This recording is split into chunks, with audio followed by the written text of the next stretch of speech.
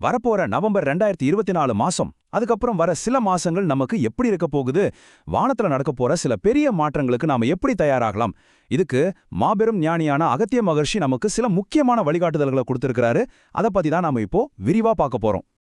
சரி, அகத்தியர் சொன்ன இந்த வழிகாட்டுதல்களை நாம ஸ்டெப் பை ஸ்டெப்பா புரிஞ்சுக்கலாம். முதல்ல இந்த அறிவுரைகளுக்கு என்ன காரணம்னு பார்த்துட்டு அப்புறமா அவர் சொன்ன 3 முக்கியமான பயிற்சிகளை ஒவ்வொன்னா பார்க்கலாம். முதல்ல இந்த வழிகாட்டுதலோட நோக்கம் என்ன? அகத்தியர் வாக்குப்படி இது வெறும் அட்வைஸ் மட்டும் இல்ல, வரப்போற பிரபஞ்ச மாற்றங்களை நாம எதிர்கொள்றதுக்காக கொடுக்கப்பட்ட ஒரு தெய்வீக செய்தி. சொல்லப்போனா இது நம்மளோட பக்திக்கும் நம்பிக்கைக்கும் ஒரு பரீட்சை மாதிரி கூட இருக்கலாம். அப்போ இந்த பயிற்சிகளை எப்போ செய்யணும்? அகத்தியர் சொல்ற இந்த டைமிங் ரொம்ப ரொம்ப முக்கியம். ஐப்பசி மாசம் ஆரம்பிச்சு கார்த்திகை, மார்கழின்னு மொத்தம் 3 மாசத்துக்கு இதை கடைபிடிக்க சொல்றாரு. ஏன்னா வரப்போற கிரக மாற்றங்களோட தாக்கம் இந்த நேரத்துல தான் ரொம்ப அதிகமா இருக்குன்னு சொல்லப்படுது. சரி, கரெக்டா இந்த நேரத்துல ஏன் இந்த அறிவுரைகள் எல்லாம் கொடுத்திருக்காங்க? இதுக்கு பின்னாடி இருக்கிற அந்த காஸ்மிக் சீக்ரெட் என்ன? வாங்க அத பத்தி இப்போ கொஞ்சம் டீடைலா பாப்போம். இந்த வழிகாட்டுதலுக்கு மூல காரணமே ஒரு பெரிய வானியல் நிகழ்வு தான். அகத்தியரோட ஓலைச்சுவடிப்படி வரப்போற மாசங்கள்ல கிரகங்கள் எல்லாம் அதுங்களோட வழக்கமான பாதையிலிருந்து கொஞ்சம் விலகி போக போகுது. இது ஒரு அசாதாரணமான ஒரு நிலைமை. அந்த மூல நூல இத ரொம்ப தெளிவாவே சொல்லியிருக்காங்க. கிரகங்கள் தன் சுற்று வட்டப்பாதையிலிருந்து மாறுபடுவதால் மக்களுக்கு தொல்லைகள் வரப்போகின்றது. இது ஏதோ சாதாரண ஜோதிட கணிப்பு இல்ல, இது ஒரு எச்சரிக்கை. அப்போ இந்த பிரபஞ்ச சவாலை எதிர்கொள்ள அகத்தியர் சொல்ற முதல் தீர்வு என்ன? அதுதாங்க ஒளியின் சடங்கு. வாங்க அதை எப்படி செய்யறதுன்னு பாப்போம். இந்த ஒளியின் சடங்கு, இதை நாம எப்போ எப்படி செய்யணும்? இது பார்க்க ரொம்ப சிம்பிளா இருந்தாலும் ரொம்ப சக்தி வாய்ந்த ஒரு பயிற்சி. இத செய்யறது ரொம்ப சுலபம். பாருங்க, வெறும் 3 ஸ்டெப்ஸ் தான். முதல்ல ஒரு பாரம்பரிய மண்ணகல் விளக்கு எடுத்துக்கணும். ரெண்டாவது, இதுக்குன்னு தனியா நேரம் பார்க்க தேவையில்லை. பகல், ராத்திரி, காலை, மாலைன்னு உங்களுக்கு எப்ப முடியுதோ அப்ப ஏத்தலாம். மூணாவதா, அந்த விளக்கை ஏத்தும்போது காயத்ரி மந்திரத்தை உச்சரிக்கணும். அவ்வளவுதான். பாத்தீங்களா, இந்த சடங்கோட அழகே அதோட எளிமையில தான் இருக்கு. இதுக்கு பெரிய செலவோ ஏற்பாடுகளோ தேவையில்லை. வீட்ல இருக்கிற குழந்தைங்கள இருந்து பெரியவங்க வரைக்கும் யார் வேணாலும் இந்த தீபத்தை ஏத்தலாம். இதோட நோக்கம் என்னன்னா, நம்ம வீட்டுக்குள்ள ஒளியை ஏத்தி பிரபஞ்சத்திலிருந்து வர்ற நெகட்டிவ் எனர்ஜியை பேலன்ஸ் பண்றதுதான். சரி, இப்போ 2வது பயிற்சிக்கு வருவோம். இதுல நாம சில குறிப்பிட்ட தானியங்கள் மூலமா வானுலக ஆற்றல்களோட கனெக்ட் ஆக போறோம். இந்த 2வது பயிற்சி பேரு நவதானிய படையல். நவதானியம்னா 9 புனிதமான தானியங்கள். நம்ம பாரம்பரியத்துல தானியங்களுக்கு பிரபஞ்சத்தோட சக்தியை ஈர்க்கிற பவர் இருக்குன்னு ஒரு நம்பிக்கை.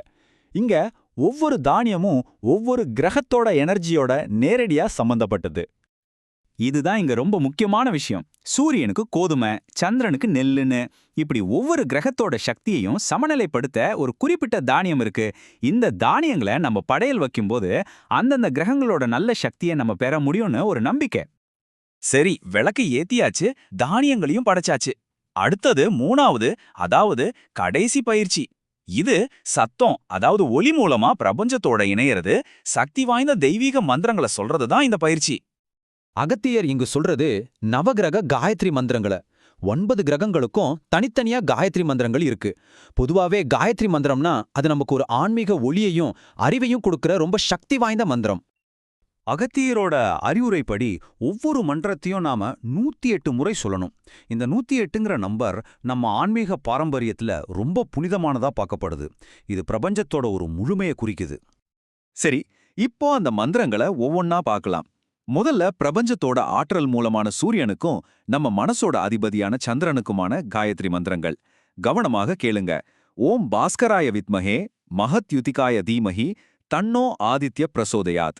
ஓம் பத்மத்வஜாய வித்மஹே ஹேமரூபாய தீமஹி தன்னோ சோம பிரசோதயாத். அடுத்ததா, தைரியத்துக்கு அதிபதியான செவ்வாய்க்கும் அறிவுக்கு அதிபதியான புதனுக்குமான மந்திரங்கள். ஓம் வீரத்வஜாய வித்மஹே விக்னஹஸ்தாய தீமஹி தன்னோ பௌம பிரச்சோதயாத். ஓம் கஜத்வஜாய வித்மஹே சுகஹஸ்தாய தீமஹி தன்னோ புத பிரச்சோதயாத். இப்போ குரு பகவானான வியாழனுக்கும் சுபத்துக்கு அதிபதியான சுக்கிரனுக்குமான மந்திரங்கள். ஓம் ரிஷபத்வஜாய வித்மஹே கிருணிஹஸ்தாய தீமஹி தன்னோ குரு பிரசோதயாத். ஓம் அஸ்வத்வஜாய வித்மஹே தனுர்ஹஸ்தாய தீமஹி தன்னோ சுக்ர பிரசோதயாத். அடுத்து கர்மாவின் அதிபதியான சனீஸ்வரனுக்கும் நிழல் கிரகமான ராகுவுக்குமான சக்தி வாய்ந்த மந்திரங்கள் இதோ. ஓம் காகத்வஜாய வித்மஹே கட்கஹஸ்தாய தீமஹி தன்னோ மந்திர பிரசோதயாத். ஓம் நாகத்வஜாய வித்மஹே பத்மஹஸ்தாய தீமஹி தன்னோ ராகு பிரசோதயாத். கடைசியா இந்த நவக்கிரக மந்திர வரிசையை முடிக்கிற கேதுவுக்கான மந்திரம். ஓம் அஸ்வத்வஜாய வித்மஹே சூலஹஸ்தாய தீமஹி தன்னோ கேது பிரச்சோதயாத். அப்போ நாம பார்த்தத மொத்தமா சுருக்கமா சொன்னா, ஒரு பக்கம் பிரபஞ்சத்தோட சவால் இருக்கு, அதாவது கிரகங்கள் பாத மாறி போறது. இன்னொரு பக்கம் அதுக்கு அகத்தியர் கொடுத்த தீர்வு இருக்கு, ஒளி, தானியங்கள், அப்புறம் மந்திர ஒளி. இந்த 3 புனிதமான சடங்குகள் மூலமா நாம அந்த சவாலை ஜெயிக்கலாம். அந்த மூல நூல்லையே ரொம்ப சக்தி வாய்ந்த ஒரு வரி இருக்கு. அது என்னன்னா, அனைவரும் ஆசீர்வாதம் பெற குருநாதர் அகத்தியர் கொடுத்த தீர்வு இது, இதை எல்லோரும் கடைபிடிக்க வேண்டும். இது எல்லாருக்குமான ஒரு உலகளாவிய ஆசீர்வாதமா சொல்லப்படுது. இந்த விளக்கத்தோட இறுதியில உங்ககிட்ட ஒரு கேள்வி. இந்த மாதிரி பிரபஞ்ச மாற்றங்கள் நடந்துட்டு இருக்கிற இந்த நவீன உலகத்துல இது மாதிரி நம்ம முன்னோர்கள் சொன்ன ஆன்மீக பயிற்சிகள் நம்மளோட வாழ்க்கையில ஒரு சமநிலையும் அமைதியும் கொண்டு வர உதவுமா? நீங்க என்ன நினைக்கிறீங்க? யோசிச்சு பாருங்க. நன்றி.